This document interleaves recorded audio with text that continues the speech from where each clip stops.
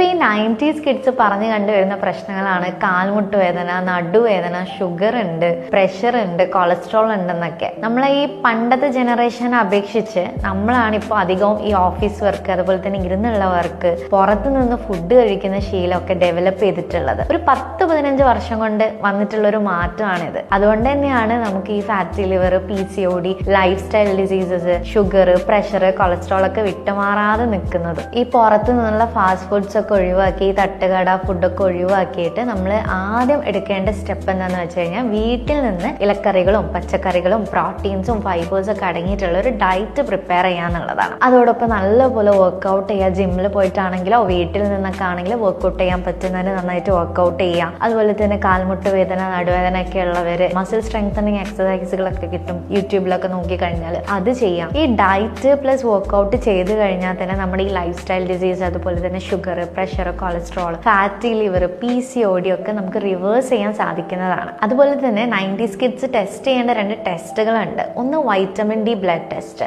ഇതൊന്ന് ടെസ്റ്റ് ചെയ്ത് നോക്കുന്നത് നല്ലതാണ്. വളരെ ലോ ആണെങ്കിൽ നമുക്ക് ഈ വിധത്തിലുള്ള ഇൻഫ്ലമേഷൻസ്, മസിൽ പെയിൻ, ക്രാംസ് ഒക്കെ കൂടാനുള്ള സാധ്യതയുണ്ട്.